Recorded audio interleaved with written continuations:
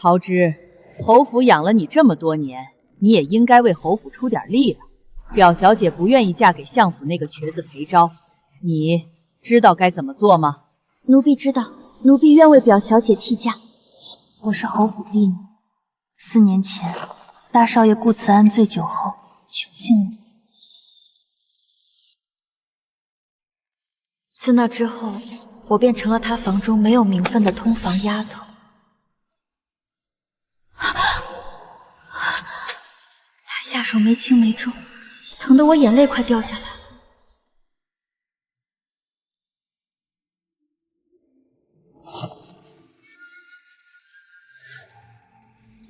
桃枝，这是爷赏你的。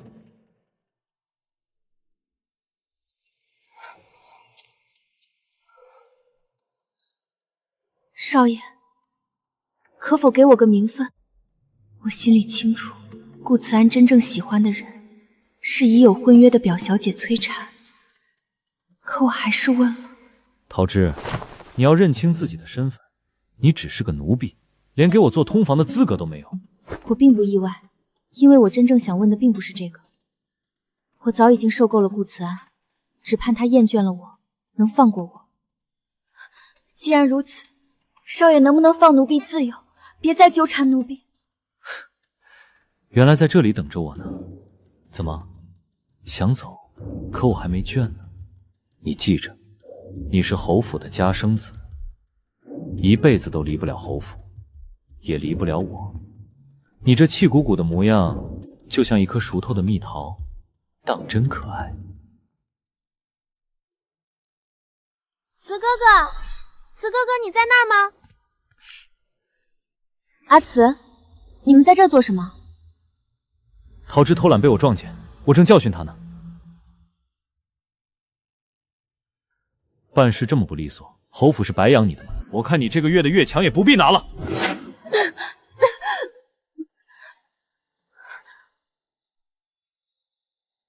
桃枝，衣裳穿成这样，是想做什么呢？引诱少爷吗？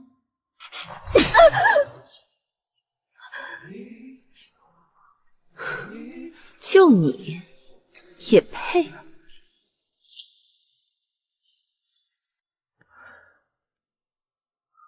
打这么重，掌心痛不痛？手都被震麻了。他皮糙肉厚的，你犯不着和这种人生气。就算他有心引诱我，我也是看不上你。慈哥哥说的对，让他在这儿跪着，跪够3个时辰，好好清醒清醒，看他还敢不敢肖想主子。顾慈安和已有婚约的表小姐注定没有可能，所以他只能拿我发泄。如果有的选，我只想离开侯府，离开顾慈安。桃枝，今日婵儿罚你，你可有怨言？奴婢不敢。记住了，你我之间的事，若敢在婵儿面前说漏半个字，我便说是你引诱我的。老夫人的性子你知道，败坏侯府门风，只有发卖这一条路，到时候我可救不了你。他总是这样，拿我的性命威胁我后，又装作若无其事的离开。桃枝，醒醒，过来服侍我。少爷，我起了高烧。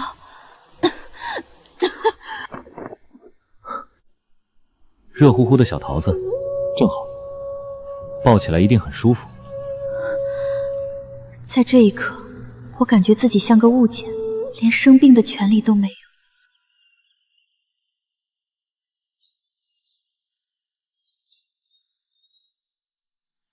哭什么？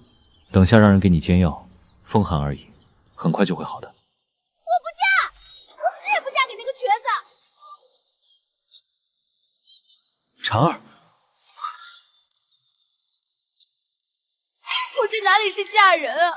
我这过去分明是受苦，你舍得吗？哎呦，我的婵儿，祖母哪里舍得呀？你自小在祖母膝下长大，祖母疼还来不及。相府本就是个吃人不吐骨头的地方，再加上裴昭那个阴晴不定的瘸子，我嫁过去还能有活路吗？婵儿不哭了，我想想办法。只是这裴昭前脚才刚出世，我们后脚就提出退婚，世人难免指责我们无义，得有个两全的法子才是。祖母，其实保全侯府名声与婵儿的幸福并不冲突，咱们找人替嫁。裴昭多年未见婵儿，只要盖头一遮，谁知道里面坐的是谁？倒也是个办法，不过要找个和婵儿身形差不多的，免得出嫁时被人发现闹出岔子。去，在府里那几个适龄的丫鬟里挑挑。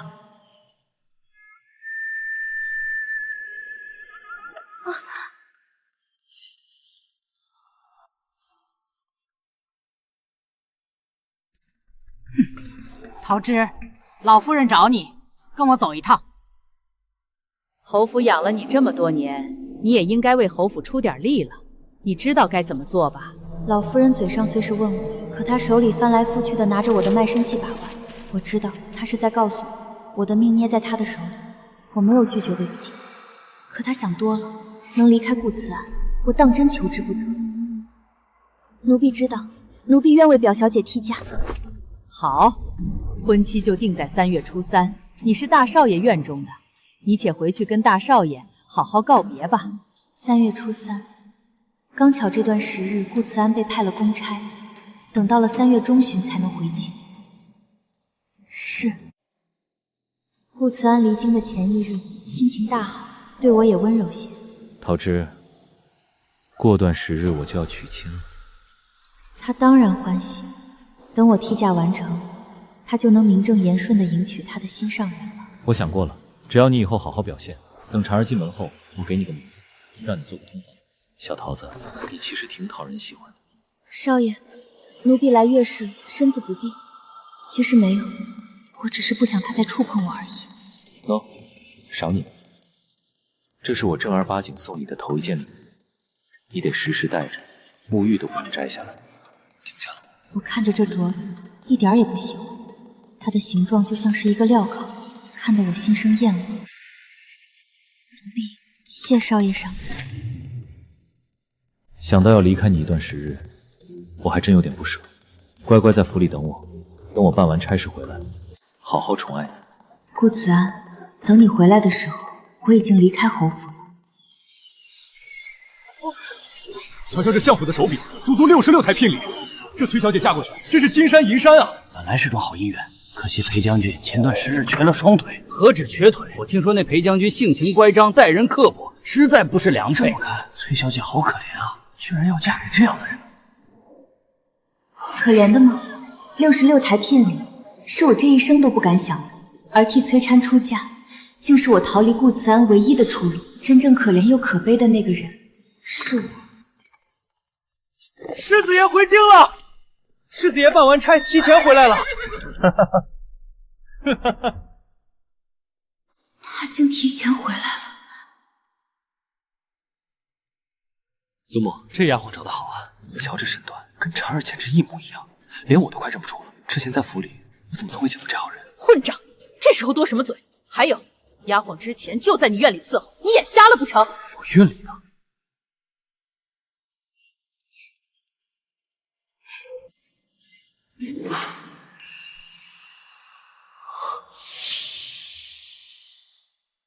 你要时时带着，就算沐浴也不能摘下来，听见了吗？祖母，这替嫁的人是桃枝。我只知道，我离开了侯府这个牢里，虽然前路未卜，但好歹能看见一点微弱的光。起轿！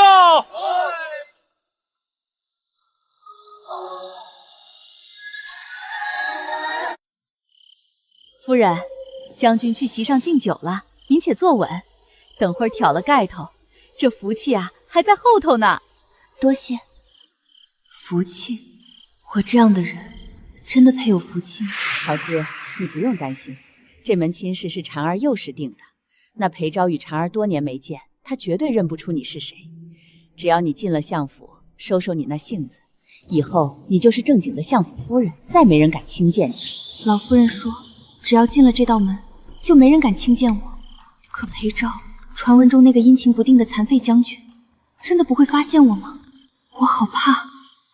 他掀开盖头的一瞬间，看穿我不是崔禅。你们干什么？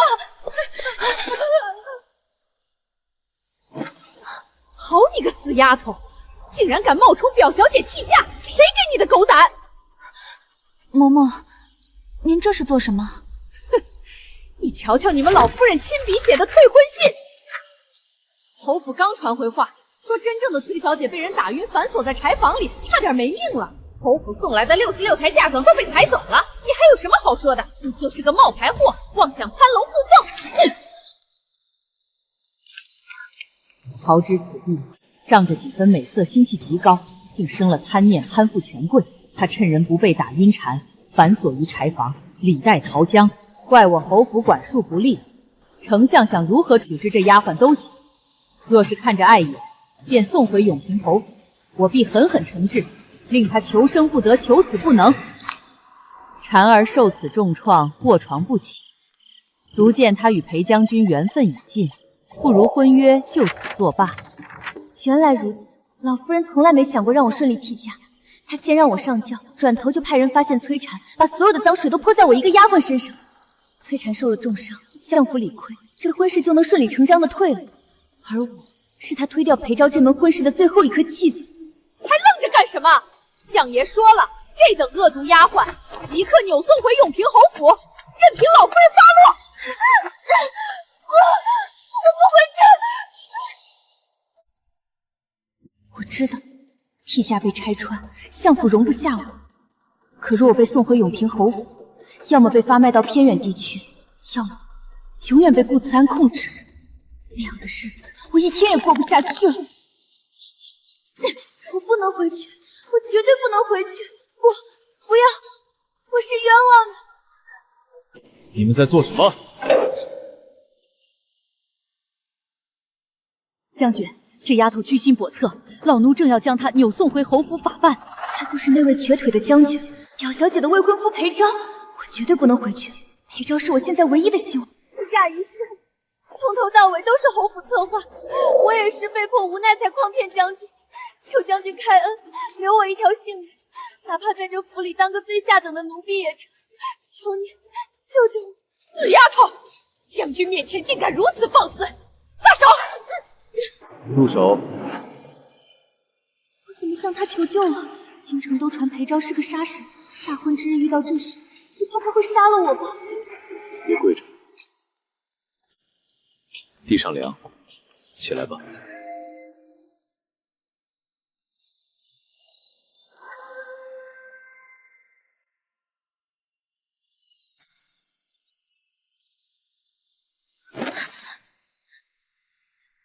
将军，替嫁的事情我……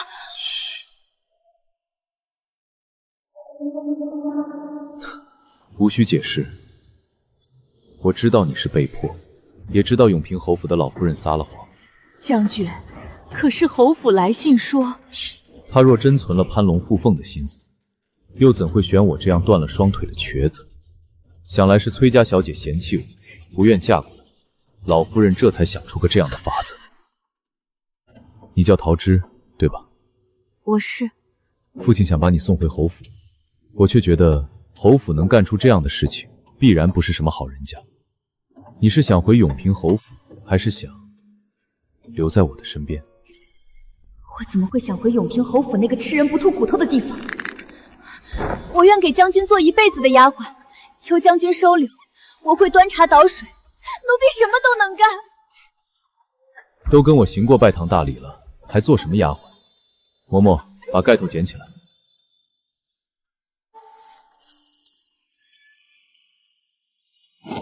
仪式要做全套，夫人。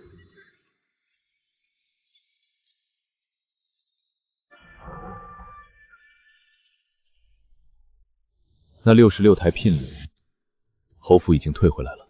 明天我会让库房全部登记在你的名下。登记在我名下，那可是手里有银钱，腰杆才硬，这是你的底气。顾慈安只教我怎么讨好他，可裴昭，他竟教我怎么挺起脊梁。谢将军。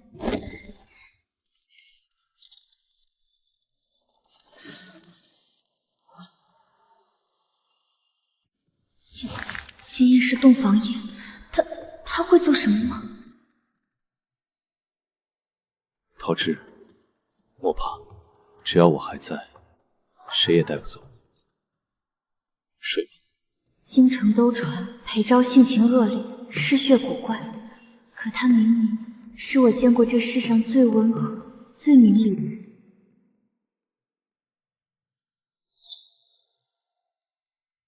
瞧瞧，这就是咱们那位将军夫人。听说原本是侯府的婢女，趁着表小姐不愿嫁，爬了床替过来的，真是不要脸。真是好手段，咱们将军也是可怜，竟被这样的人缠上了。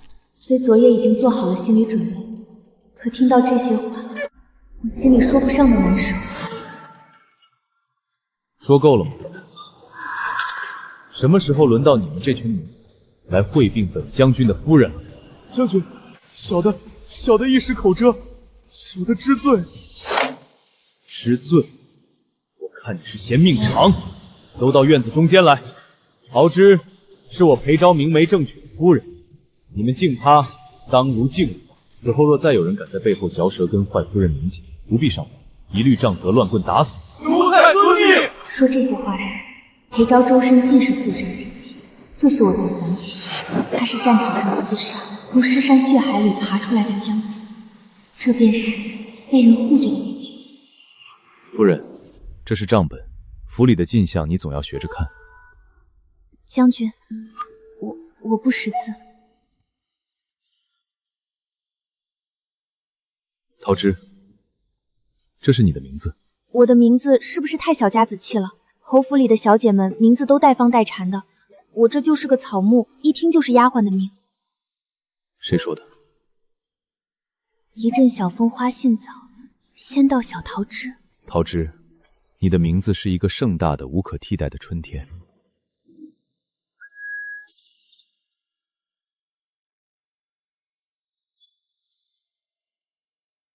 一阵小风花信早，仙道小桃枝。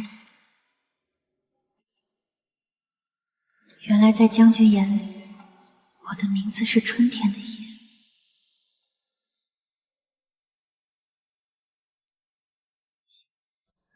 桃枝，你爹娘给你起的这名字还真适合你。桃枝就是供人随意玩弄采摘的，你也如此。同样的两个字，在顾慈安嘴里却如此不堪。怎么了？是我写的不好？不，是太好了。其实我在侯府也曾想过读书识字。关关雎鸠，在河之洲。窈窕淑女，君子好逑。好啊，桃枝，被我抓个正着吧！信不信我让管事扣光你的月钱？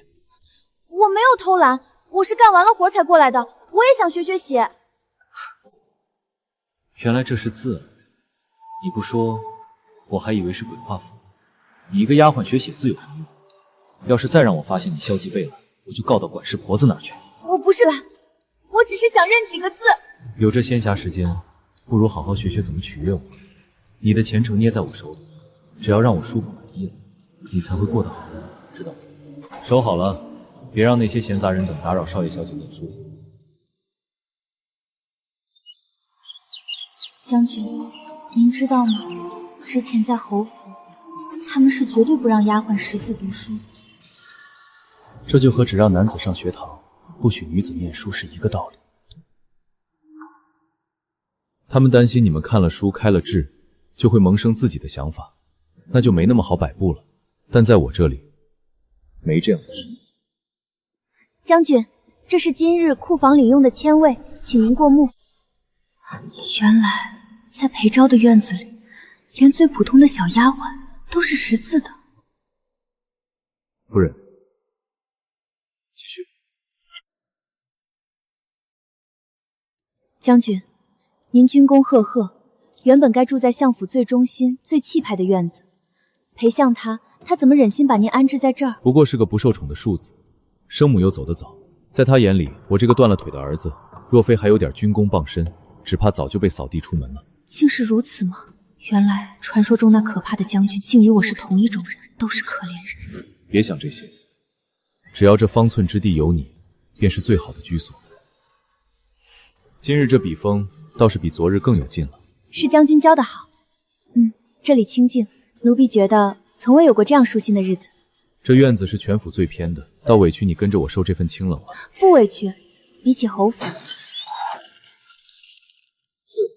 门外有个自称侯府差事的人，让小的务必把这封信交到你手上。侯府？难道是顾慈安？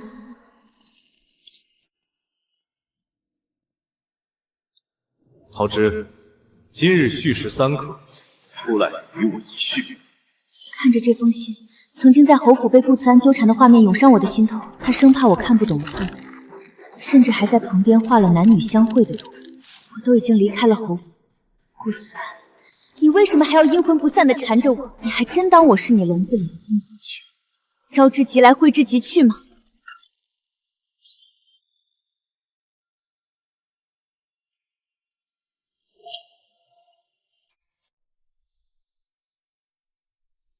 桃枝，别捏了，休息一会儿吧。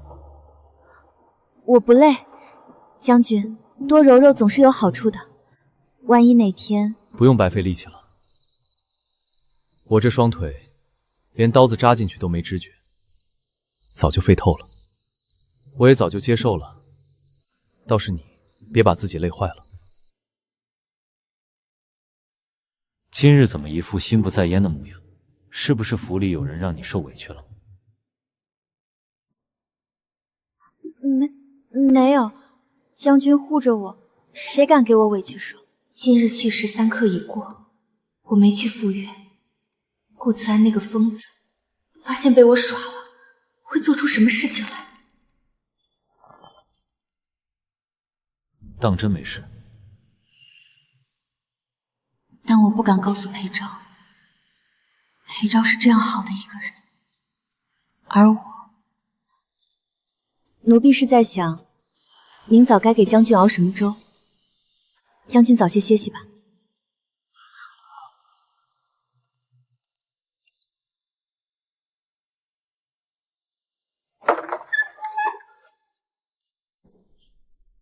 夫人，那人又来了，说这东西您一定认得。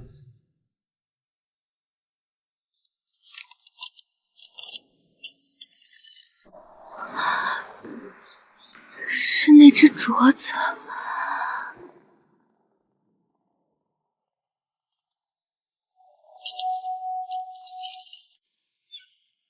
他竟捡回来了。顾慈安这是在告诉我，就算我嫁进相府，他也多的是办法把我拽回去。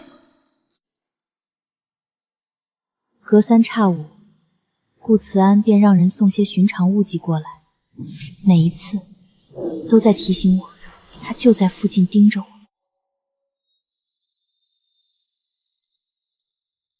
夫人，那人说这是您最重要的旧物，让您务必收好。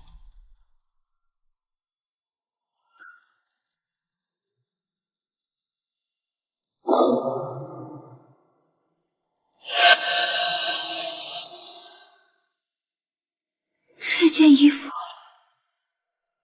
这布料，这花纹，我死也忘不了。恭喜顾少爷高中探花！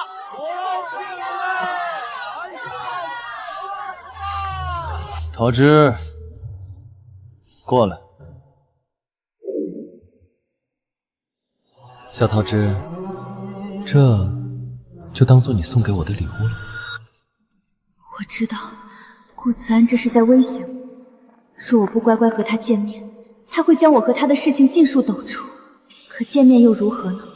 不过又是重复之前在侯府中的日子罢了。不，我好不容易逃出侯府，绝不能就此认命。夫人，东西您收好了，那送货的人还等着回话呢。拿上这东西，滚出去！日后若是再有永平侯府送来的任何东西，直接退回，一个字都不要往我跟前传。是，小的一定办到。慈安，我绝不会回到你身边。世子，夫人把东西退回来了，还说日后再也不收了。不收了？小桃子，你倒是长出几分硬骨头了。躲得了初一，躲不过15。长公主的百花宴上，所有夫人都会去，我看你还能躲到哪儿去？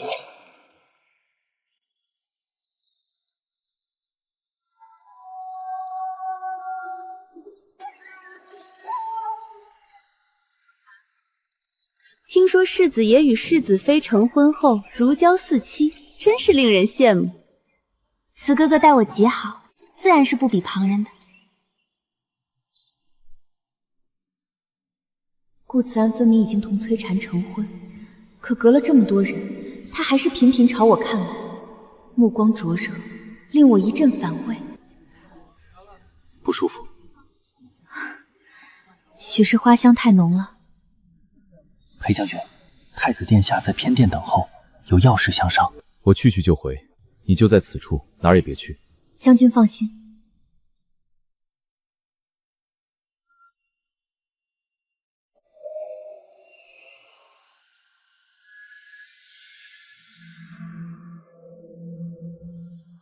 好久不见啊，我的小桃子。怎么，嫁了人，连我的声音都听不出来了？世子爷请自重。小桃子，你如今当真是翅膀硬了，都敢这么跟我说话了。之前送你的东西怎么都退回来了？看来你在裴府过得不错，这胆子倒是肥了不少。世子，我现在是裴府的少夫人。夫人，裴昭那个残废也配？桃枝，你不会真的以为嫁给了裴昭，就真的与我没有关系了？裴昭知道你早就是我的人了吗？顾慈安，你卑鄙！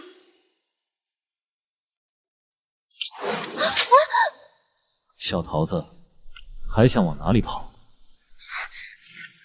世子慎言。看来在裴府过得不错，瞧瞧这身段，珠圆玉润了不少。将军还在等我，失陪了。桃枝，我给你送的那些东西，你都看见了吗？约你这么多次，你都不出来见，你还真以为飞上枝头当了将军夫人，就敢在我面前拿酱了？你别忘了，裴昭不过是个双腿残废、半只脚踏进坟墓的瘸子。他要是知道你和我之间的事，还能继续让你留在相府吗？世子这话倒是有趣。那你猜猜，若是崔小姐，哦不，现在的世子妃知道你我之间的事，她会如何？我还记得那日在侯府花园，世子一听见崔小姐的声音，吓得脸色发白，仓皇撒手的你。世子爷，你猜崔小姐知道后会是什么反应？桃枝，你敢威胁我？桃枝，你太天真了，这点事情威胁不到我。我已经娶了崔禅，他这辈子都只能依附于我，依附于永平侯府。就算知道了又如何？顶多是哭闹几场，难道他还敢和我和离不成？这世道，男人和女人可不一样。男人有很多女人，别人只会夸他风流；可若是女人服侍过很多男人，那坊间都会骂他不堪。所以，你手里的把柄只够杀你自己。桃枝，你是个骗子！明明答应了永远陪在我的身边，可我回去时，你却穿着喜袍嫁给别人。你知道那天我在侯府发了多大的火吗？做人不能忘我。你忘了是谁把你调教成现在这样讨人喜欢的模样？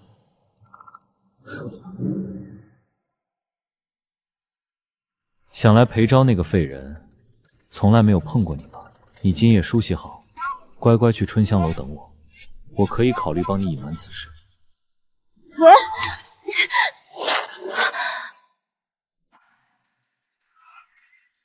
桃枝，我最后问你一次，今夜去还是不去？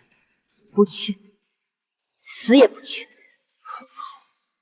好一个贞洁烈女！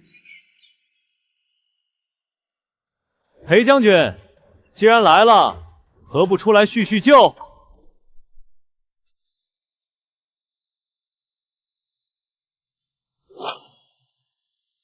裴将军，有兴趣知道我与令夫人之间的事情？桃枝，过来，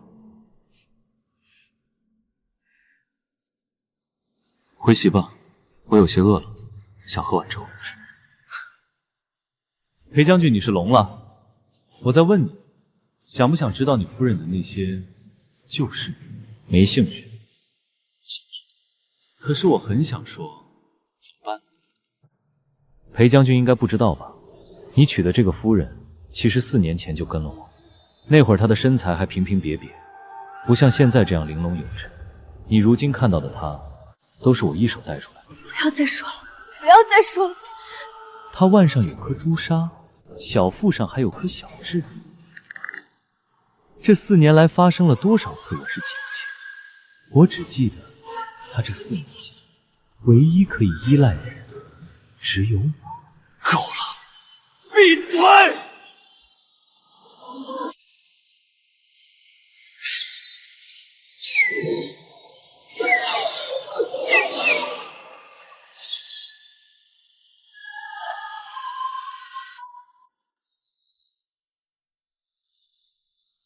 裴昭，你在气什么？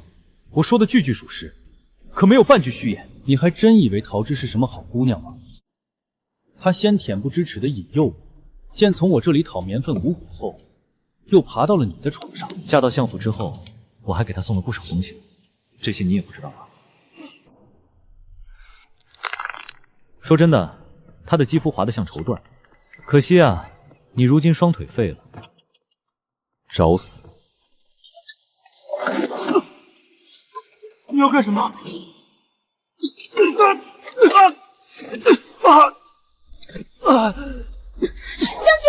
要！为了这种人犯下杀头罪不值得。将军，今天的事情，你要是敢传出去一句，我保证你的下场会很凄惨。裴昭，我懒得与你多做争辩，你注定是早逝的命。日后如何，还不是我说了算？是吗？日后如何，轮不着你来说。也是，在他们高门大户看来，娶我这样的不洁之身，实在令人受辱。他怎么会还肯跟我说话？自从顾慈安将我最隐蔽的事情暴露于裴昭面前后，自卑就无处遁形，肆意疯长，几乎要将我吞没。我寻思了良久，终于鼓起勇气，将口中辗转一路的话说出来。将军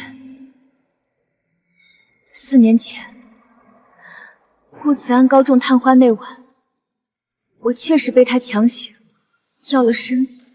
这4年来，我身在侯府，命如草芥，他始终没有放过我。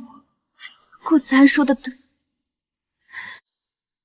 我这样的人不配做将军夫人。当初虽是老夫人命我替嫁，但我自己心里也是愿意的。我是家生婢，这是我逃离侯府的唯一方式。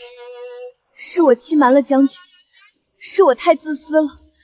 这些时日多谢将军的照拂，我会即刻离开裴府，不碍将军的眼。桃枝，你真的是欺人太甚！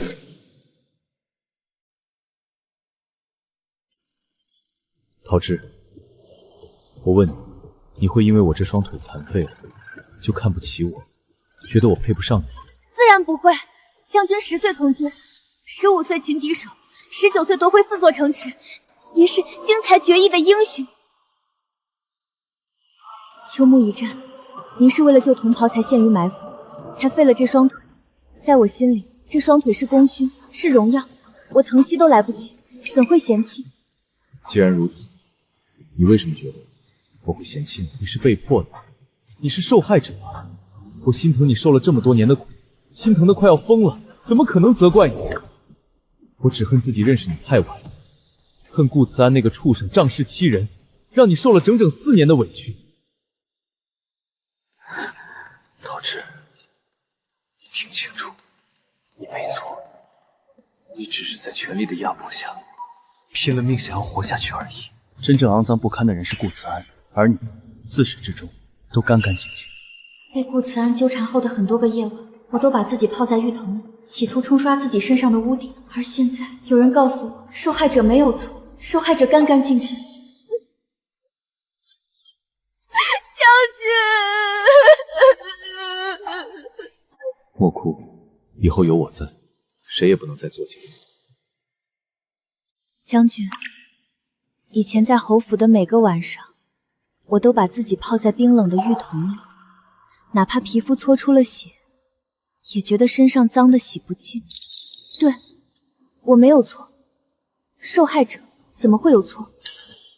所以成婚后你整日心神不宁，是因为顾慈安用这件事情威胁你，让门卫给你送东西吗？是。发生了这种事，你宁愿一个人扛着也不肯告诉我。桃枝，你就这么不信任我？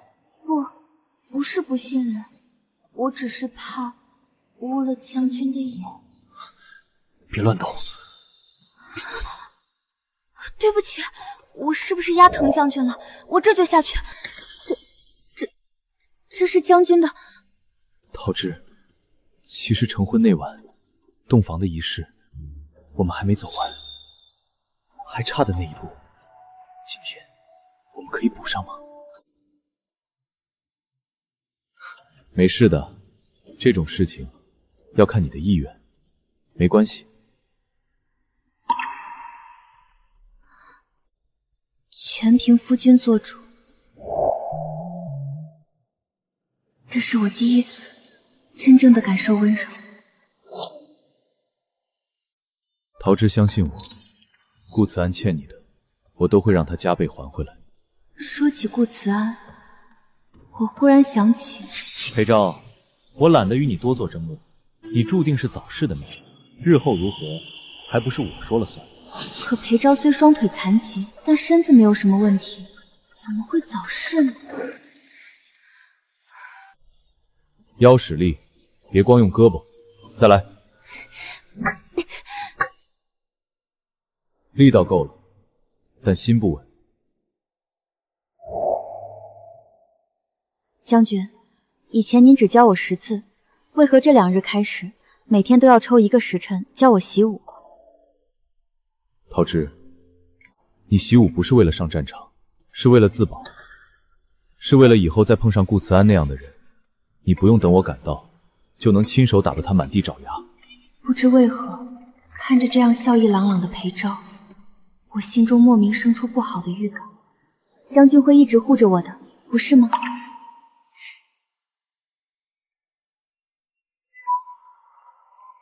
难道将军有什么事瞒着我吗？裴昭，我懒得与你多做争论，你注定是早逝的命，日后如何，还不是我说了算。顾慈安那日说的早夕，将军虽然双腿残疾，可他面色如常，食量未减，并不像有重疾的样子。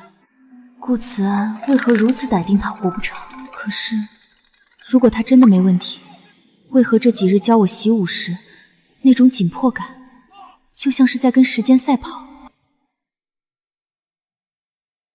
希望只是我的猜测。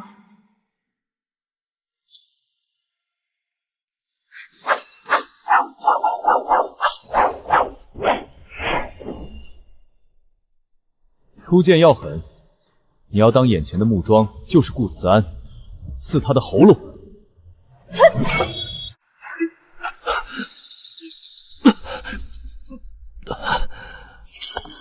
将军，你脸怎么这么白？是不是累了？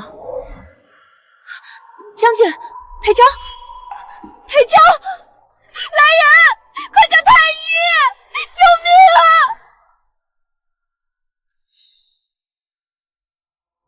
将军当初战场遇伏，中了辽国皇室特制的带有狼头图腾的毒箭，毒名为岭香毒，如今还未见好。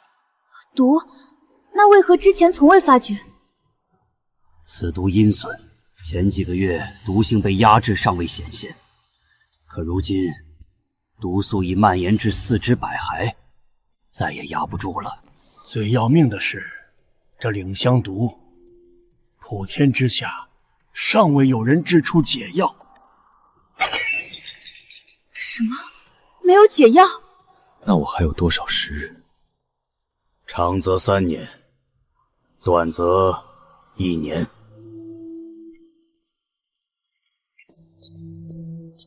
3年啊，那也够了。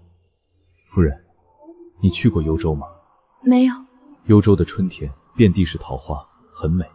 若是有朝一日我们能踏入幽州，我一定要带你去看，那里和你的名字很相配。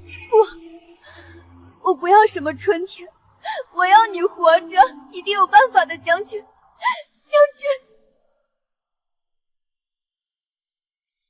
不必为我伤怀，这是我的命。莫哭了，你这一哭，我这心口比中了毒还难受。可是1年，他们说你只有1年了。那不是还没到1年吗？乖，我现在不还是真真实实的在你身边守着。裴昭，我懒得与你多做争论，你注定是早逝的命。将军，顾慈安早就知道你会早逝，永平侯府和辽国，他们定然私下有所勾结，否则他怎么敢断言你命不久矣？桃枝，我给你讲个故事好不好？秋木一战本是收复幽州的最后关头，只要赢了那一役，辽军便会被驱逐百里。那一战我们排演了无数遍，可辽军就像事先钻进了我的脑袋一样，时间、地点、人数，甚至我们的布防死角，他们卡得无比精准。他们在峡谷包抄，悬崖上早就备好了火炮箭簇。我带去的兄弟们，在那场仗里牺牲了大半。回京后，我查了很久，我一直想不通，辽军是怎么拿到那份只有军机处几个核心将领才知道的情报，直到我证实了那个猜想。是永平侯吗？不只是他，还有我那个位居丞相的亲爹裴相。什么？我爹和永平侯一样，都是三皇子一党。三皇子为了登上帝位，暗中和辽国勾结，辽国答应帮助三皇子，三皇子许诺事成后各燕云16州，所以我爹出卖了军情。这可是谋逆叛国啊！为了那张龙椅，他们什么做不出来。那一仗，我爹亲手将我军的部署图交给了辽军，在他眼里，我这个战功赫赫的儿子不是荣耀，而是三皇子登基路上的绊脚石。可那是你亲爹啊，哪怕是寻常百姓家，爹娘也会为了孩子拼命。我想起了我早逝的爹。丫头，这是爹攒下的全部了，你拿着，一定要活下去。我爹临死前只剩下4两碎银，还要拼了命护着我活下去。裴相姐急人臣，他什么都有了，他怎么能舍得这样对你？桃枝，他是一个能为了荣华富贵卖国求荣的人，你指望他能有多少良心？他儿子多的是，我不听话，碍着他的眼了，他自然要像除掉杂草一样，想方设法的除掉我。有些证据还没查全，也不想将你扯进政治争纷里，所以一直没和你说。只是如今，我想你该多知道些。将军，既然他们不仁，那咱们也别讲什么父子情深，他们欠你的，一定要让他们一笔一笔还回来。好，咱们一起让他们还回来。那日以后，我便学了针灸之术，只盼着能减轻裴昭在毒发时的痛苦。疼就喊出来，将军，在我面前不用忍着。桃枝，我就是怕疼，反应才大了些，其实没那么疼的。可在尸山血海中拼过的人，又怎么会怕疼呢？将军再坚持一会儿，马上结束了。直到自己时日无多后，裴昭每日教我练武的时间延长到了2个时辰。再快点！如果你只有这种程度，等我死了，谁来护你？我不用人护，我会护着将军。夜里挑灯读书，他拖着一卷兵书，我也凑过去看，不懂的地方就问他。将军，这围点打援之际，若敌军不救，又该如何？那便直接吃掉点，以此为据点，反客为主。偶尔我也会听到永平侯府的事情。听说了吗？永平侯府那位世子爷当初说的多深情，非表小姐不娶，结果成婚没几个月就开始变了。怎么变了？纳了一屋子的通房妾室。听说那世子妃崔禅日日以泪洗面，说早知他是这种花心毒辣的人，当初宁可去庙里当尼姑，也绝不嫁进侯府。我只庆幸自己早早离开了那虎狼窝。疯了，真是疯了！皇上竟然准了裴昭的出征请命。裴将军以前是战神不假，可现在呢，双腿废了，连站都站不稳，一个瘸子还要去统领3军，这不是明摆着让将士们去送死吗？辽人凶残，派个残废上战场，我看大齐是要完了。也不知道裴相是怎么想的，竟然不拦着点，哼，由着那废儿去胡闹，真是相府的耻辱。走吧。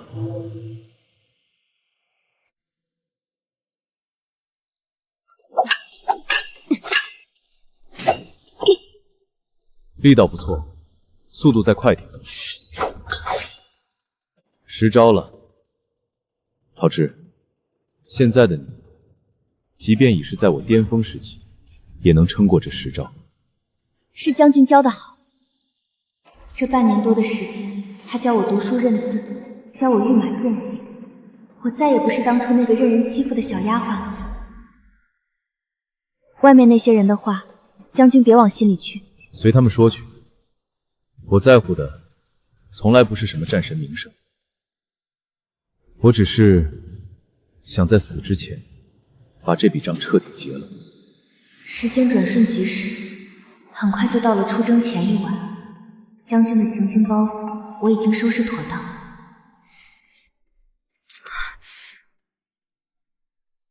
将军，明日……陶志，这段时间是我这辈子过得最开心的日子。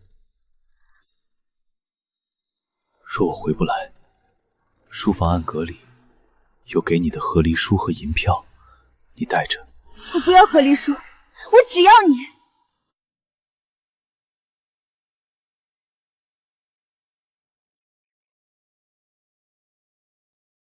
等我。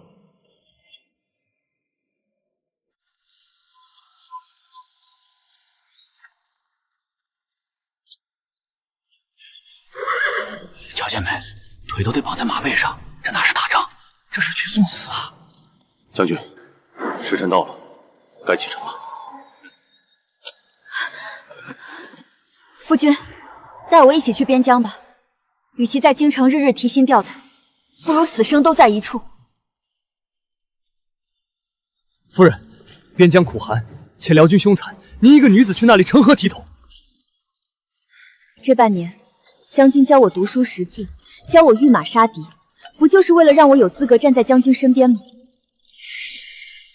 好，陶之，我们一起去。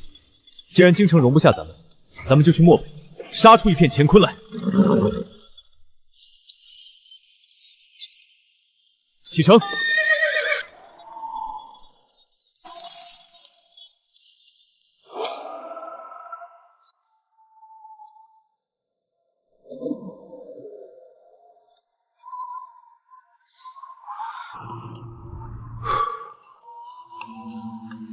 将军，这封假布防图送出去，京里那位真的会信吗？我那个好爹和永平侯正急着向三皇子邀功呢，这立功的机会摆在眼前，他们不但会信，还会马不停蹄地转手送给辽国。告诉县人，做的隐蔽些，别让他们察觉到是咱们主动放的消息。属下明白。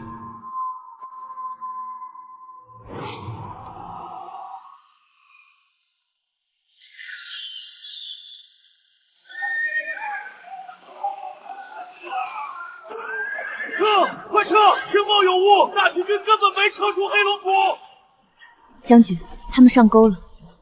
这一战，敌军主力起码折损了30%。他们意识到了三皇子给的情报是错误的，到时反应过来后，辽国自会派人去跟同三皇子一党。狗咬狗。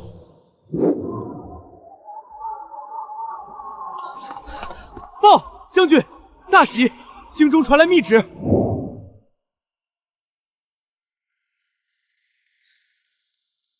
桃枝，你听到了吗？皇上下旨了。将军，信上说什么？皇上查获了裴忠与永平侯私通辽国的书信，大发雷霆，已下旨抄没相府与侯府，所有涉事人等一律打入死牢。报爷，终于等到了。桃枝，我好开心，我终于能为我的将士报仇了。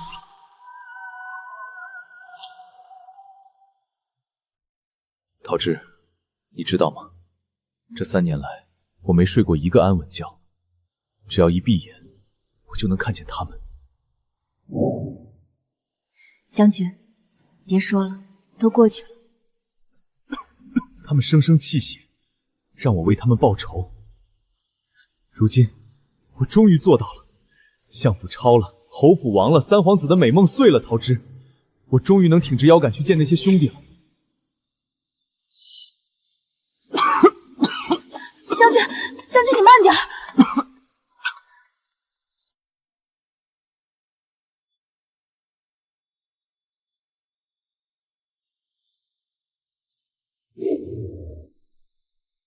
夫人，恕老鼠直言，将军这身子经不起这漠北的风霜了。还有多久？若是在京城相府安生度日，用名贵药材养着，或许还能活个2、3年。可如今在这苦寒之地奔波劳累，又带伤上阵，只怕余下的寿命连1年都不剩了。夫人，趁现在还能走，劝将军回京吧。不，他不回京。夫人，这可是关乎将军的命啊！京城那个地方就是个牢笼，这不是他要的，由他去吧。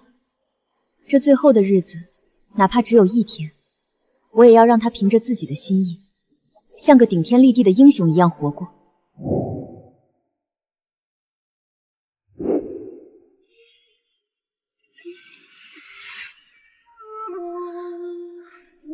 桃枝，等这仗打完，我带你去幽州看第1场春雨。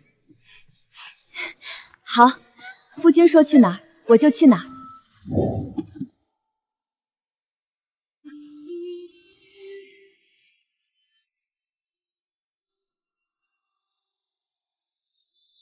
我和裴昭在漠北过了一个简单的新年。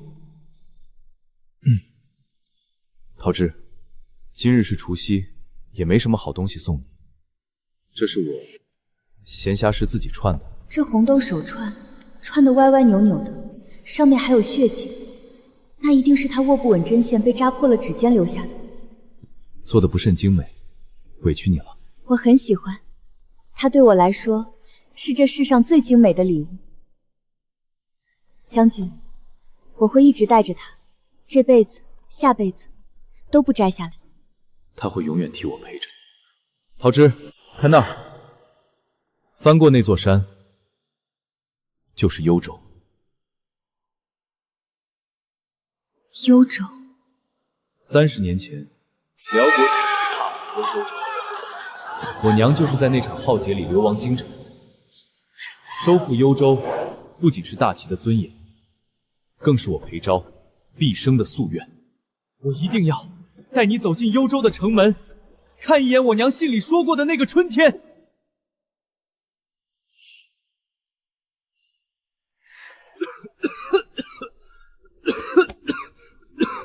别看，别过来！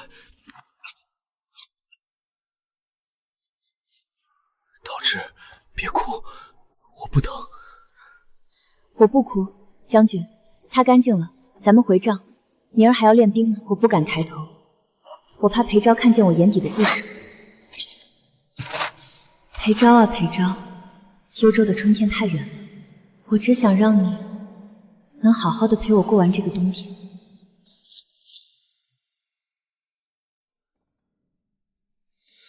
和辽国的最后一役发生在2月27。将军，你这身子万万不能再饮酒了。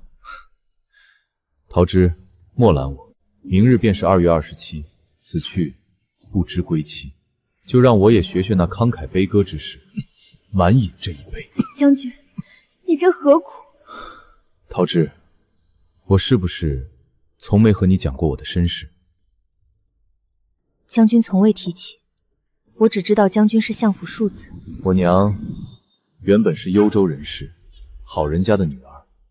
30年前，辽军破城，她一路流亡京城，为了活命，被卖进裴府做了最下等的丫鬟。丫鬟，原来将军的生母竟也曾是卑微的婢女。因她样貌生得好，被当时还是少爷的裴相瞧中，这才有了我。可裴相从未管过我们死活，嫡母更是视他为眼中钉。我娘身上的衣服总是缝缝补补，没一件新的，我也没有新衣。一件衣服从长到短，穿到磨破，她总是坐在窗下看着幽州的方向，眼里满是忧愁。她总说：“昭儿，幽州才是咱们的家，那里有大片的桃林，无忧无虑。”可她活得太凄凉了。我5岁那年，她死在了那个破院子里。她死的时候，连口棺材都没有，尸身被一卷草席卷住，就那么草草葬在京郊。她这一辈子都想回幽州，可最后却成了京城的一抹孤魂。将军，所以我第一次看见你，看见你在顾慈安面前挣扎求生，我就想到了我娘，想到了那个深陷泥沼的自己。所以我庆幸遇见了你，庆幸你提家过来。桃枝，我好像从来没有直白的和你说过我爱你。裴昭，我亦如此。2月27，决战之日，我也披挂上阵。将士们，30载山河破碎，3万万袍泽蒙羞。今日随本将马踏辽军，接我幽州父老回家。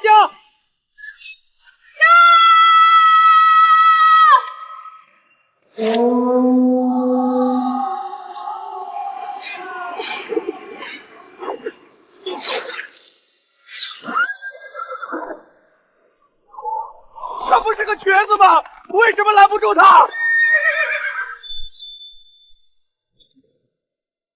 主将已死，降者不杀！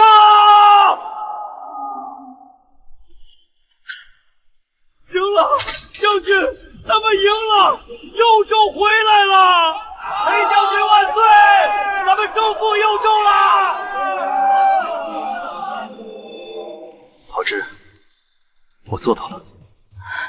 将军，你做到了。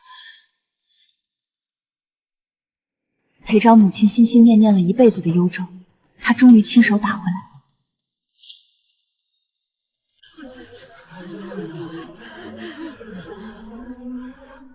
将军，坚持住，前面就是幽州城了，百姓们都出来接咱们了。百姓接咱们回家。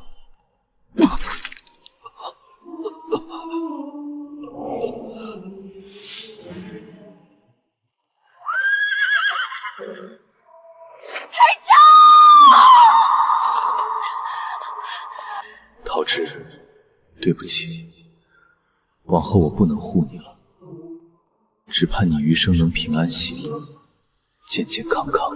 夫君，裴昭，你应我一声，你睁开眼看一看，幽州到了，你娘的故乡到了。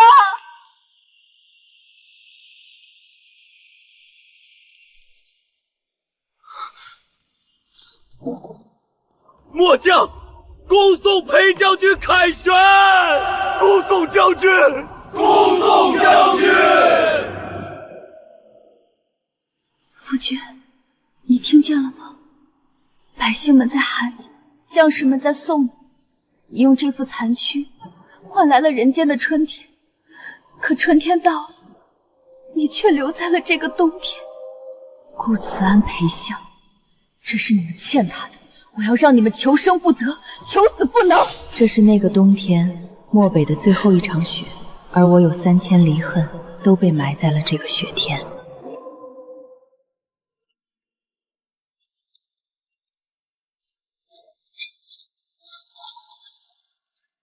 恭送将军凯旋！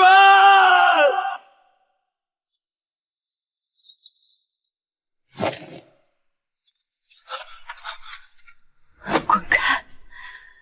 我自己带他回营。夫君，没有了你，往后这世间再无一人会心疼我，会护着我了。我该如何一个人在这世间独活下去？这是泪痕。桃枝，见字如面，我这副残躯终究是快要撑不住了。其实，我心里对这人间是有诸多不舍的，不舍还未见过的幽州的春水，更不舍那个在书房里陪我挑灯夜读的你。不舍你还走得那么干脆。但若注定早逝，那么死在战场，死在收复故土的征途上，于将士而言，已是最好的结局。所以，桃枝，不必为我难过，也莫要再为我哭了。你青春正盛，本就有大好年华，现在你可以去做你以前想做却不能做的事，去过你想要的生活。一阵小风花杏枣，先到小桃枝。桃枝，你的名字是一个盛大的无可替代的传奇。如若日后遇见别的真正喜欢的人，不必顾虑我，尽管奔向他吧。只要你自尊、自爱、自洽，我便永远在你看不到的地方无条件的支持你，纸短情长，无期珍重。谁能及你？裴昭，这世上再也不会有第二个裴昭了。桃枝，等这仗打完，我带你去幽州看第一场春雨。好，夫君说去哪儿，我就去哪儿。他在信里装的那么洒脱，可这信纸上的泪痕告诉我，他明明比谁都想活下去，比谁都想陪我白头。裴昭，我会好好活下去，活成你希望的样子。但在那之前，我要带着你的长剑去收了最后一份债。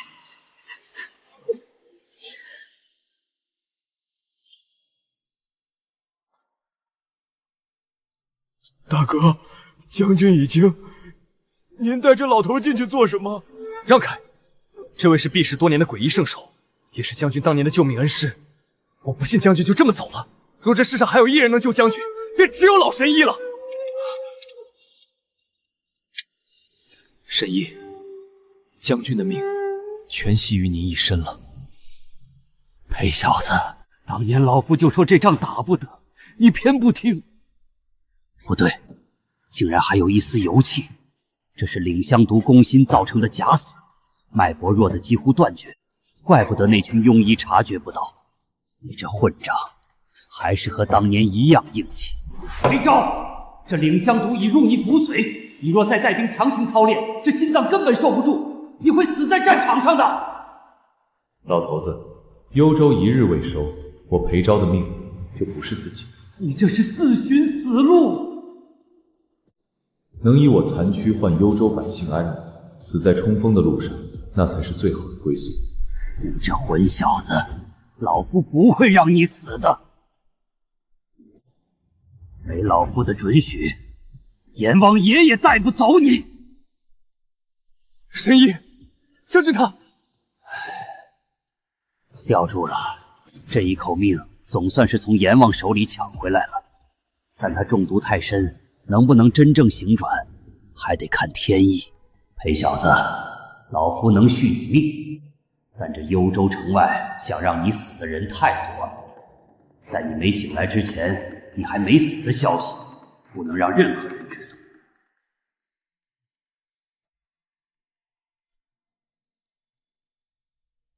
收好主杖，在老夫配出后续样态前，任何人不得打扰。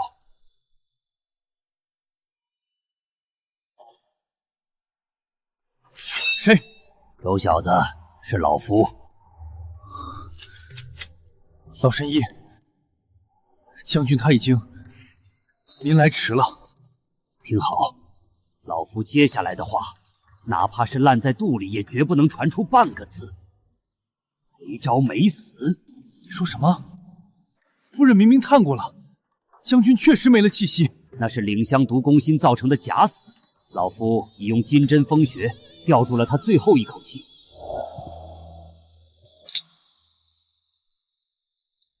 这是老夫耗尽力气研制的半成品解药，目前只能压制毒性。裴昭现在五脏俱损，必须立刻送往老夫在深山的秘境施救，否则那口气随时会散。老神医，只要能救将军，哪怕要我这条命也成。听着，幽州城内奸细横行，朝中更有人想要他的命，此事绝不能再让别人知道，包括将军夫人。我明白，若泄露半句，叫我万箭穿心。明日出殡是最好的机会，你需找个替身换他出城，趁今夜大雾，准备棺木，咱们玩一出偷梁换柱。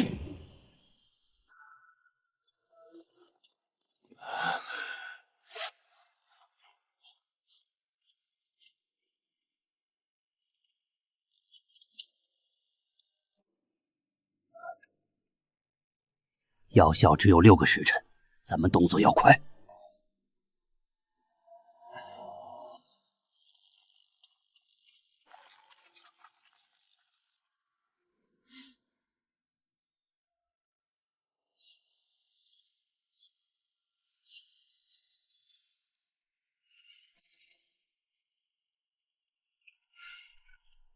记住，在老夫回来之前，裴昭已经葬了。幽州城里的风浪只能靠那丫头撑着了。老神医，将军就交给你了，若有差池，我必取你首级。放心，只要老夫还有一口气，他裴昭就死不了。将军，您安心养伤，这幽州城，末将定会护好。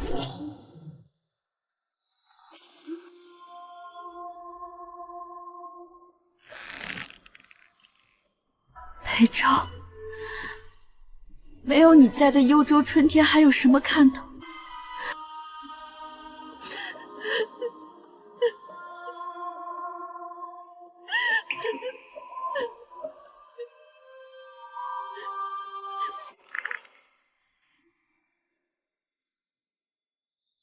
老神医，一切都靠你了。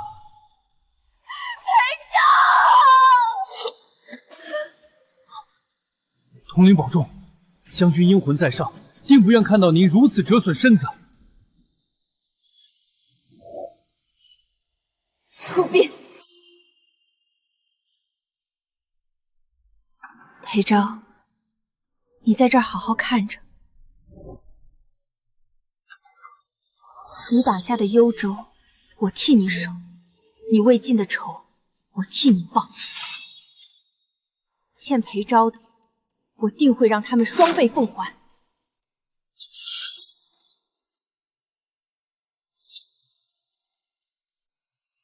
裴夫人，皇上有旨，请夫人即刻入京进宫。皇上有关于裴将军的遗言，要亲口交代。臣妇领旨。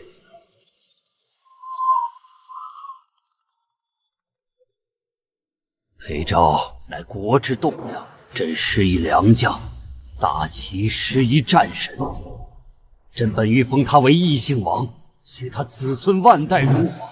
可他临行前只向朕讨了一个请求。什么请求？裴昭告诉朕，你往年在永平侯府过得极其凄苦，与那顾慈安有不共戴天之仇。他说你的仇应该交给你自己去报，你的心魔应该由你自己去斩。所以裴昭向朕讨了一道摄政，顾慈安的生死不由大齐律府，由你陶之一人来定。你连到死都在为我铺路，你让我如何忘记你？臣妇代裴昭谢皇上隆恩。你打算如何处置？既然他想看我亲手两结过去，那便由我亲自送顾慈安上路。顾慈安，咱们的账就在今日彻底算清。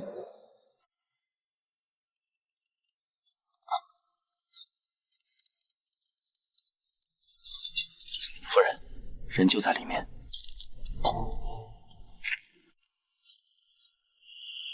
桃枝，你是桃枝，你居然还没死！你来做什么？来看爷的笑话吗？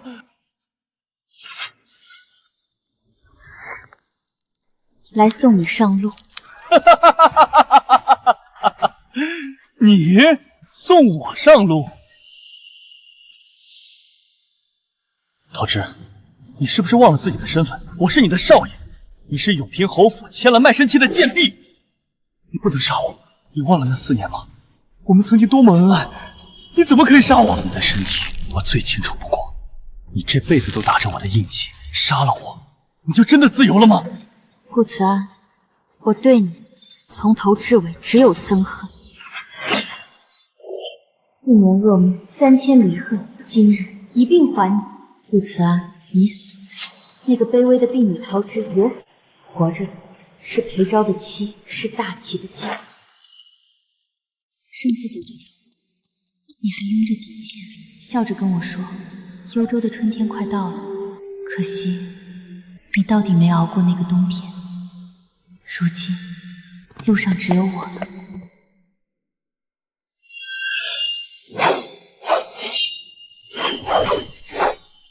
好剑法！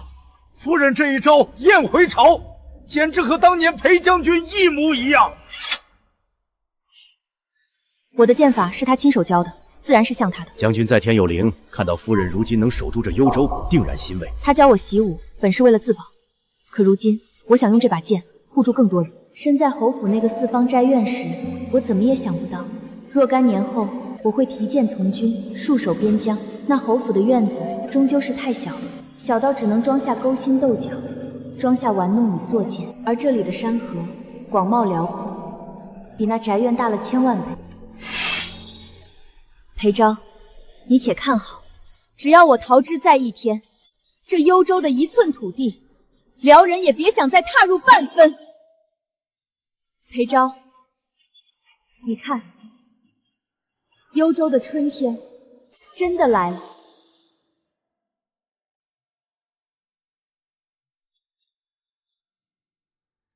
圣旨到，将军裴昭为国捐躯，其妻桃枝受命，代掌镇北军统领之职，直至新帅到任。密旨，谁知道这密旨是真是假？镇北军是裴将军用命换来的铁血之师，一个女子凭什么发号施令？周将军是在质疑皇上的旨意，还是在质疑我这统领的身份？老子质疑的是你的本事，战场是杀人的地方，不是你们女人玩弄心机的小后宅。妇人之仁不配掌兵。你若识相，请滚回京城绣花，别在这玷污了咱们裴将军的名声。周将军，裴将军在世时曾教导我，军中强者为尊。你口中的妇人之仁，曾助裴将军斩杀辽军首级。我确实是女子，可我是裴昭的妻，这把剑法是他亲手教的，这幽州的每1寸土地是他用血换来的。你问我凭什么？就凭这幽州3万将士，绝不能在你们的傲慢中沦为辽人的铁蹄亡魂。我不杀你，是因为幽州还需要你，但我会用实力让你明白，这镇北军的统领，我桃枝当的也守得。今日起，若有不服者，尽管来战。但我桃枝在此立誓，人在城在，必替裴昭守住他打下的每1寸河山。行啊，令牌印务都在大帐，咱们大帐里谈公事。这些将领都是从尸山血海里爬出来的，单靠一张密旨和一番豪言壮志，根本压不住他们。我绝不会退缩。你也配做将军的主位？老子带兵打仗的时候，你还不知道在哪儿呢。这兵符老子绝不交到一个娘们手里。周将军说的对，战场不是后宅，女子上阵只会让将士们白白送省。请夫人交出兵权，莫要误了镇北军前程。周将军觉得我不配？你除了这张脸，你还有什么？那便比武。今日教场，我与周将军对决，我若输了，即刻脱掉这身假豹，滚出军营；但我若赢了，从今往后，诸位必须无条件服从我的军令，违者军法处置。好，这是你自己找死，怨不得老子。接招！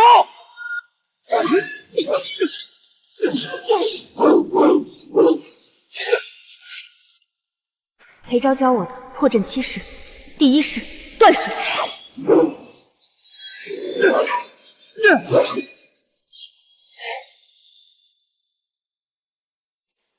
周将军，承让了。比武赢了不算本事，蛮力杀人谁都会，能真的一直守住幽州，你才算真将军。我既已输，从此之后便只听统领调遣。我们亦是如此。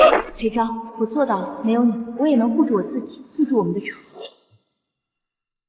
我儿死在幽州城下，说是英雄，可家里已经3月没见抚恤金了，老的小的都要饿死了，求求将军给条活路吧。老人家，你说抚恤金停了3月？夫人，是啊，不仅抚恤金没领到，发下来的口粮都是没豆了的，这日子没法过了。周将军，幽州粮草由谁负责？是都粮官王怀安。末将问过他，他总说京城那边拨付不及，军粮也让将士们再等等。再等，百姓和将士们就要饿死在自家的土地上了。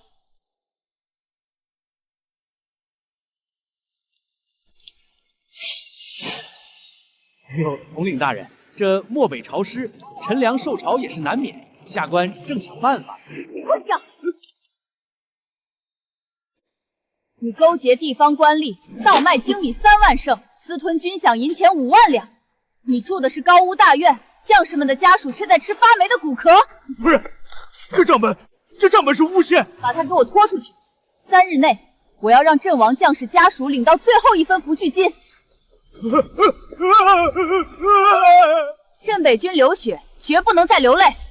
众将听令，此后凡克扣军饷、苛待将士者，不管他是何军职，一律格杀勿乱。陶之，你个贱妇，你敢这么对我，你会遭报应的！三皇子殿下绝不会放过你们的。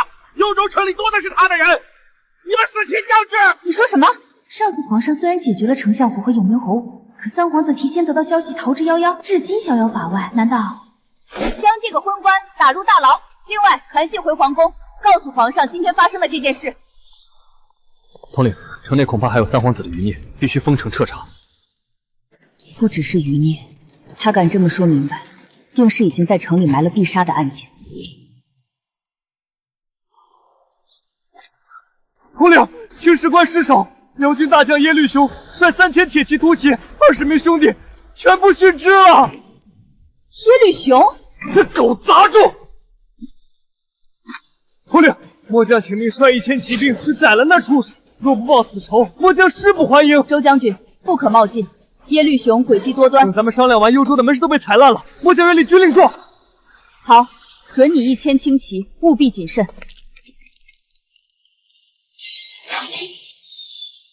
糟了，中计了！将军，咱们突围不出去啊！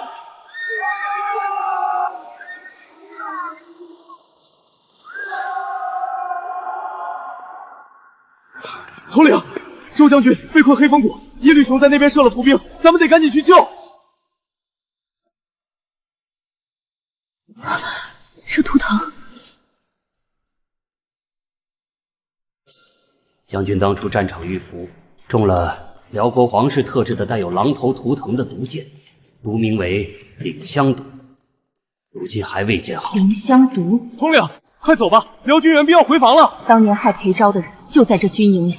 耶律雄，我不只要救周烈，我还要拿你的头去祭裴昭的灵。全军听令，火烧大营，回援黑风谷。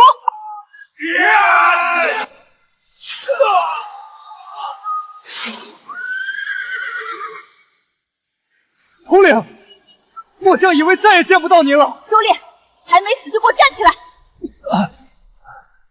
废话少说，撤！废话少说，撤！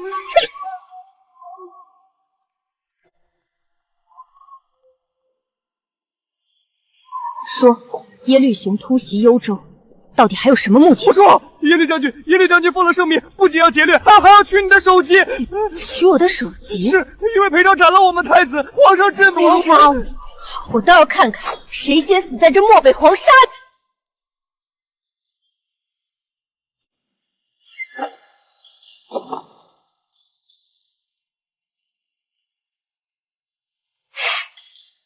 等你好久了。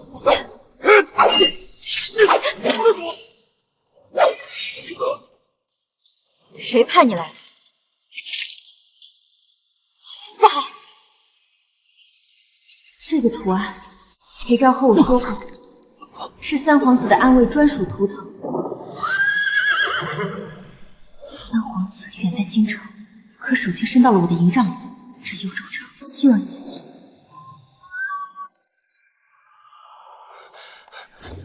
统领，出事了！桃花镇附近冒出一股1000人规模的武装，昼伏夜出，行迹鬼祟。1000人规模，在咱们眼皮子底下躲着，那是想背后捅刀子。何止！末将派出的探子冒死回报，这帮畜生在后山秘密搭了铁匠铺，日夜赶造兵器。桃花镇的百姓已经连着半个月不敢出门了，活脱脱成了一座死镇。三皇子的手伸得够长，既然他想在这里扎根，我就亲手把他拔了。末将这就点齐人马杀过去。不，1000人规模且有重兵，抢攻会害了满镇百姓。周烈，脱了盔甲，我们前去查看你的。这帮狗仗人势的东西，把桃花镇当成了他们的土作坊。嘘，前面有个铁匠铺。赵毅，这不是三皇子身边的人吗？告诉那帮铁匠，3日之内我要看到1000柄破甲剑，若是迟了，就拿他们的脑袋祭炉。是。三皇子这是要在里打造一支叛军。统领，要不要现在取他狗命？撤，先回营调兵，此地不宜久留。站住！哪来的臭乞丐，敢偷听赵大人说话？拿下！周烈，杀出去！不杀！别让这2人活着离开桃花镇！走，回营点兵，我要血洗这处魔窟！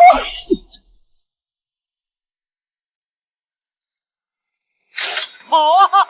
统领大人，怎么不跑了？这桃花镇的土地正好来了你，去地底下跟那个死鬼裴昭团聚吧。赵毅，你这个畜生，老子做鬼也不放过你！周烈，别跟他废话，今日哪怕是死，我也要剐下他一层皮。这是我裴家军的传命哨，只要吹响它，方圆100里的裴家军就会拼死出现在你身边。桃枝，这哨子是留给你保命的。裴昭，如果你真的在天有灵，护我镇北军，护我幽州，吹个破哨子有什么用？能把死人吹回来吗？给我杀，一个不留！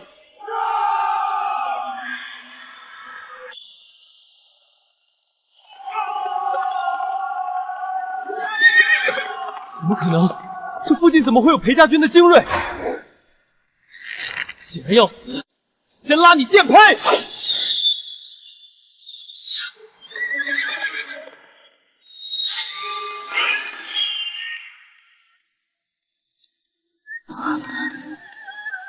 我的夫人也是你能动的。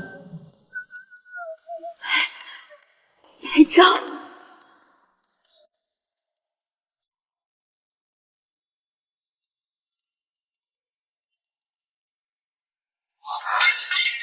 将军，是裴将军！将军没死，战神回来了，幽州有救了！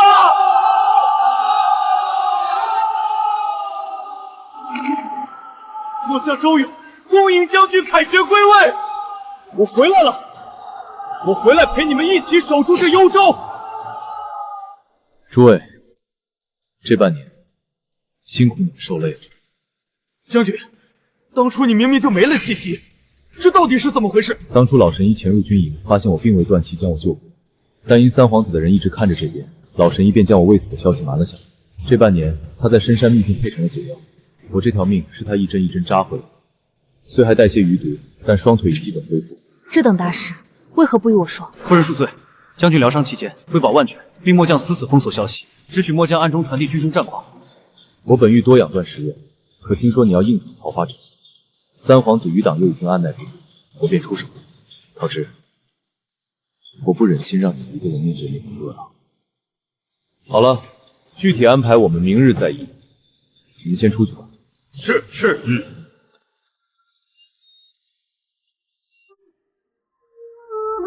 桃枝，对不起，让你一个人撑了这么久，是我来晚我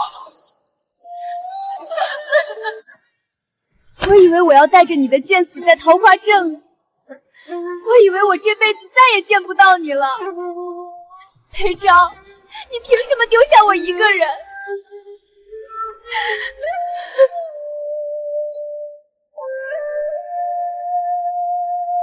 再也不会了。上天入地，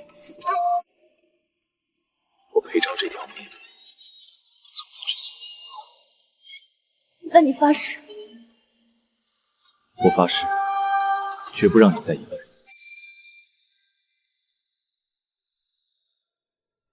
听到了吗？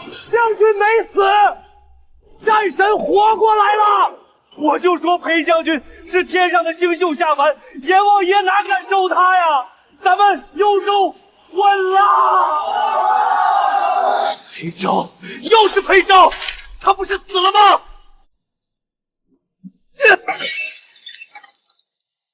殿下息怒，诏议回报，裴昭不仅没死，腿还好了。现在幽州军心稳如泰山，咱们埋下的暗桩全被连根拔了。皇子在幽州苦心经营多年，他起死回生就给我毁了！传我死令，集结京教和并州所有的私兵，哪怕是倾尽所有，也要在父皇反应过来前踏平幽州！好一个裴昭，收复幽州于前，平定叛乱于后。若无此子，跟着江山社稷，只怕已被孽子搅得鸡犬不宁。皇上英明，裴将军此乃不世之功，上此轻恶，只怕寒了漠北将士的心。既然如此，朕便给这天下人一个交代。奉天承运，皇帝诏曰：裴昭忠勇无双，收复河山有功。即日起，敕封裴昭为镇北王。总领北方15州军政大权，赐天子剑，代朕亲巡。凡谋逆反叛之徒，准其先斩后奏。桃枝夫人巾帼不让须眉，辅佐有功，加封镇北王妃，赐一品诰命。臣裴昭谢主隆恩，定不负圣望，彻底肃清余孽，获大齐太平。臣父谢主隆恩，定与夫君守护好这幽州的河山。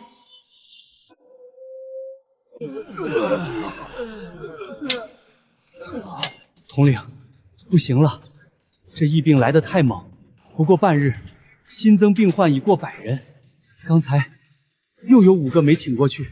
立刻封锁城南所有出入口。这不是疫症，呕吐物泛青，四肢麻痹，这是中毒。统领，水，井里的水。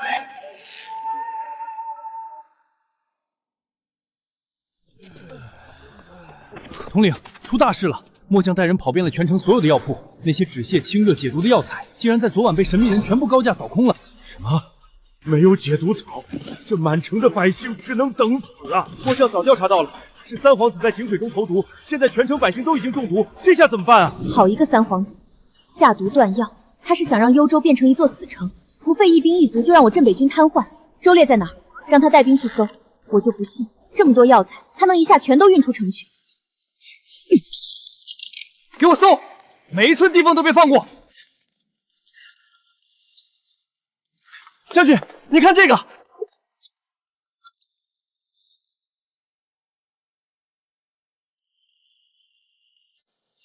玉木牌，果然是1散杂碎。统领，断气了，又是3个！城南那边已经抬出去30具尸首了。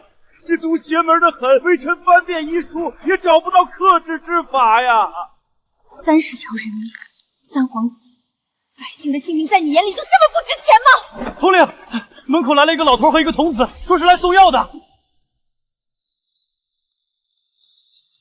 你体内的余毒需这位3年份的血莲引子，老夫掐指一算，该送药了。怎么想，刚进城就看到这种情况。神医，城南爆发了怪病，您快去看看那个毒。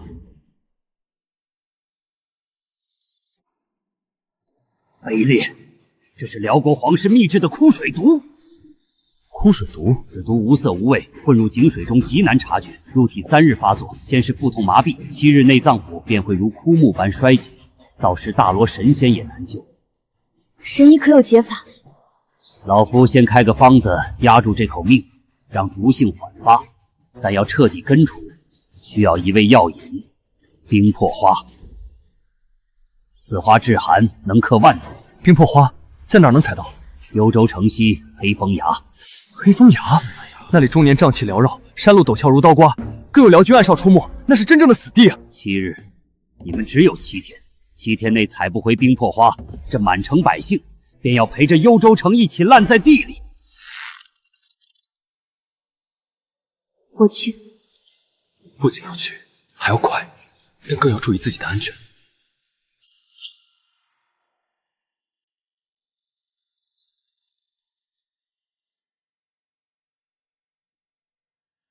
快了，就差一点。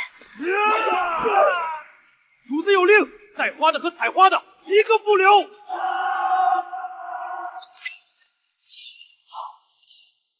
想要我的命，问问我手里的剑，撤，回营救人。好，老夫这就去熬药。桃枝，你拼命的时候我也没闲着。周勇传回了药商的交易线索，和军中暗线对上了。是谁？谁敢在幽州城当这个内鬼？张骞。幽州刺史张骞，他可是朝廷命官，我要去找他。张大人，这东西你熟悉吧？王妃，微臣冤枉，这是栽赃。统领，搜到了。待疫情大乱，三皇子与耶律雄合兵10万攻东门，汝密开城门接应。张骞为了三皇子的承诺，已经不惜拉满城百姓陪葬。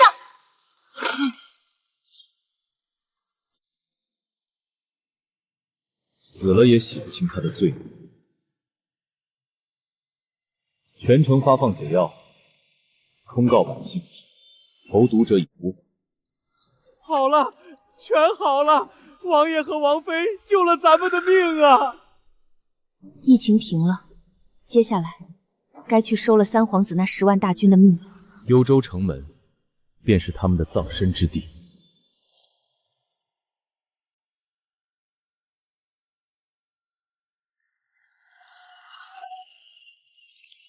报，三皇子与辽军合兵，足足10万精锐。10万？三皇子他可真敢啊！皇帝还在，他竟敢集结私兵发动战争。看来他等不及了。击鼓，举将。王爷，这仗怎么打？怎么打？拿命打！镇北军词典里就没个怕字。肃静。三皇子想要幽州，是因为幽州是他唯一的生路。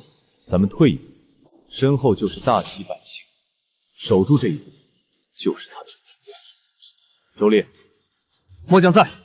你带主力死守城墙主阵地，我要你变成一颗钉子，哪怕将士们的尸体堆得比城墙还高，你的旗子也得给我立着。人在旗在，除非末将断气，否则没人能踏上城墙半步。周勇，末将在。给你500轻骑，今夜从北门密道绕出，伏在野狼谷。你只有一件事，别管正面战场，给我死死盯住他们的粮道。一旦火起，我要三皇子10万大军，连口稀汤都喝不上。请王爷放心，末将定让他们饿着肚子去投胎。桃枝，我在。督造守城器械，组织全城百姓后勤补给。这幽州城的命脉，我交给你。放心，我会让百姓知道，这城不仅是王爷的，也是他们的。只要我桃枝还有一口气，滚油和剑水就不会断。我坐镇城楼，我就在那儿看着三皇子怎么死。诸位，此战之后，幽州再无外患，随我杀！裴昭，我看你能守到什么时候？全军听令，攻破幽州者，赏金1两，封万户侯。大齐的皇帝昏庸，这幽州早该是我大辽的猎场了！杀，一个不留！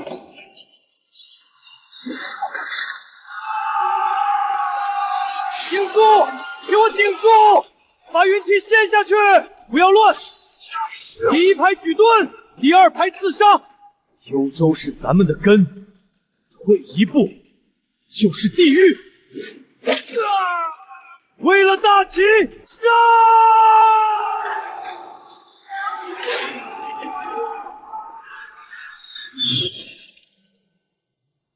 王妃，你受伤了，快下去包扎！这点伤死不了，将士们在上面玩命，咱们能退吗？搬，快搬！只要咱们的滚木不停，贼人就别想上来。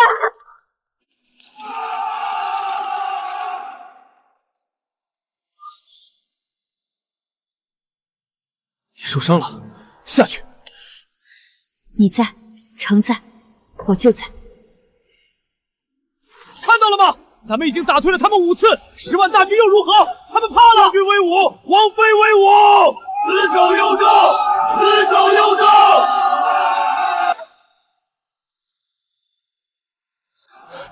王爷，箭矢快用尽了，兄弟们顶不住了，敌人的轮番冲锋根本没停过。他们是在耗咱们的力气，等咱们彻底虚脱。耗，那就给他们个机会。裴昭要耗不起了，传我将令，3000黑甲重骑集合，老子要亲手踏碎幽州的城门，活捉那对狗男女！耶律将军，不可轻进，裴昭诡计多端，小心城门有诈。大齐皇子什么时候变得这么胆小如鼠？城墙都快塌了，他还能变出兵来不成？众骑兵冲锋！活捉裴昭者，赏银1万两！杀！王爷，耶律雄亲率重骑冲过来了，开火油吗？不，传令下去，打开城门。你是要瓮中捉鳖？遵令，带人退到2侧胡同，等我信号。哈哈，他们投降了，杀进去！放杀！中计了，撤！快撤！晚了，放箭！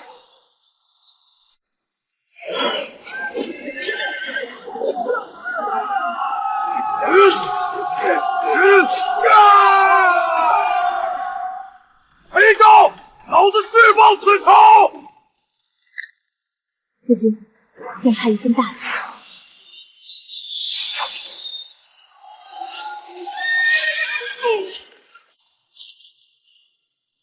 三皇子，下一个就是你了。耶律雄，口口声声说能踏平幽州，结果呢？你像条丧家之犬一样被人射了回来，你还有脸指责老子？我的人在前面搏命，你的人呢？缩在后方看戏。我看你是想坐收渔利，看我大辽勇士死光了，好省下一笔军饷吧。轻敌冒进，折损锐气，你还有理了？若非你自作聪明冲入瓮城，东门早已被本宫的内应拿下了。内应，你那个内应张骞早就被裴昭宰了。这个只会躲在背后算计的废物，没我大辽铁骑，你连裴昭的脚趾头都够不着。听说将军和皇子吵翻了，这仗还怎么打？唉，打什么打？我都2天没吃顿饱饭了，那帮当官的只管自己斗。火中准备，裴将军说了，这把火能烧出幽州城的太平。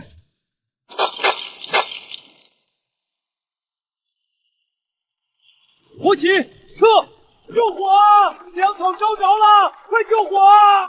不，殿下，将军，粮草库被敌军突袭，全部烧光了，军心已散。昨夜趁乱逃散的士兵已过10000余人。完了，全完了！逃！往哪儿逃？现在退回去，老子会被大汗凌迟！三皇子，咱们没退路了，不破幽州，誓不还曹！哪怕是拿尸体填，也要给我把幽州的墙填平！传令全军，剩下的酒肉全部分了，吃完这一顿，明日凌晨全军发动总攻！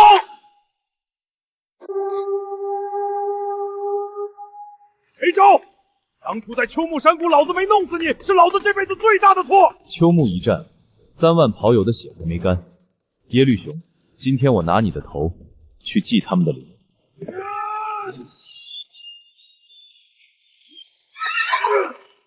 你的命到头了。那就一起死吧！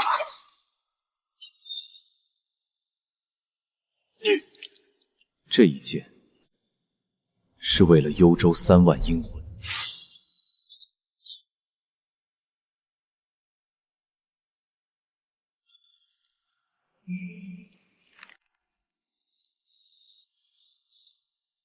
一个婢女，一个卑贱的婢女，竟然也敢来审判本宫！三皇子，你眼里的卑贱，打碎了你的皇帝梦。现在的你，连这幽州的一块砖都不如。本宫宁死也不受这羞辱！做梦！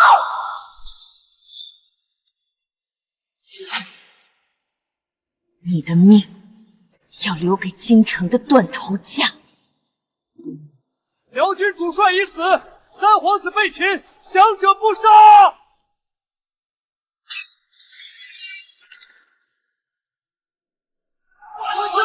王爷为伍，王妃为伍！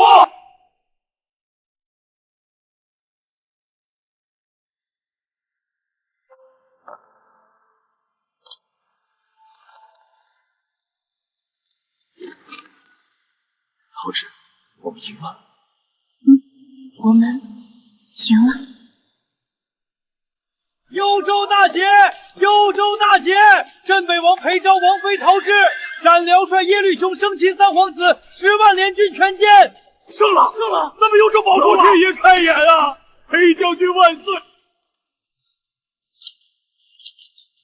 皇上，幽州被围越狱，若粮草再运不抵，只怕城破在即啊！朕不想听借口。幽州若丢，3皇子下一个要的就是朕的头。幽州800里加急，捷报！皇上，裴王爷夫妇于东门外大破敌军，斩辽帅耶律雄，活戳3皇子，10万敌军全灭。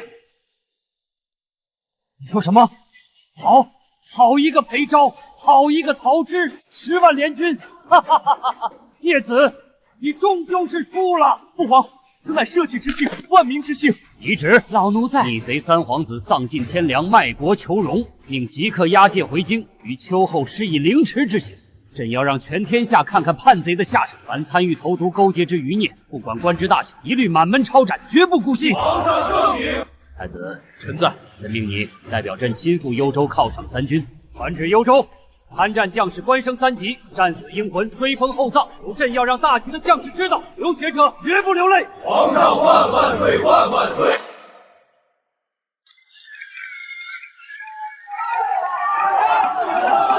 将士们，喝一碗！没有你们，咱们这幽州早成了乱葬岗了！哈哈哈哈哈！将军万岁！乡亲们放心，以后有咱们镇北军在一天，辽人就别想进来撒野。镇北军万岁！镇北军万岁！谢王爷，谢王妃，救命之恩永世不忘。乡亲们快请起，以后幽州就是咱们共同的家。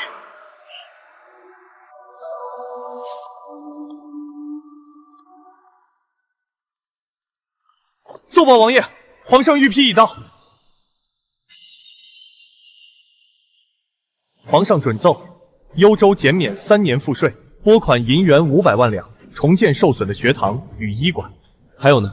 皇上亦准许王爷提议开放幽州边境互市，准许大齐与辽国客商通商，从此化干戈为玉帛。以商养民，这才是长久的太平。那个当归说了多少次了，拿药撮子要切薄片。你们这帮兵米拿剑拿得稳，这就跟拿火棍似的。神医辛苦了。等这学堂建好，可就全指望您的弟子们了。老夫这辈子浪迹天涯，没想到最后竟能在你这儿扎了根。啊，这身医术总得找几个机灵孩子传下去。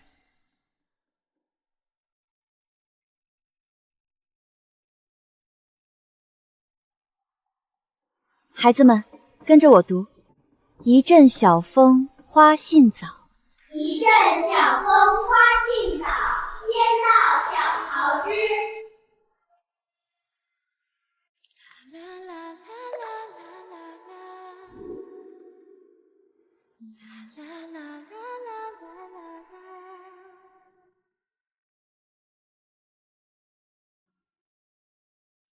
还记得你刚进相府那天吗？你跪在地上，连头都不敢抬。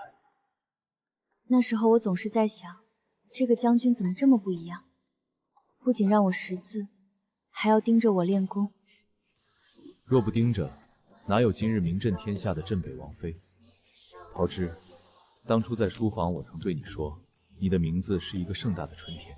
你看，现在春天真的留在这里了，不在书本里，也不在梦里，而在你我的眉间。这一路走得太难，我曾以为自己会枯死在侯府的那个后院里。你是这世间最坚韧的小桃枝，小风未到，你便已先占了春心。裴昭，你看那些烟火气，真好。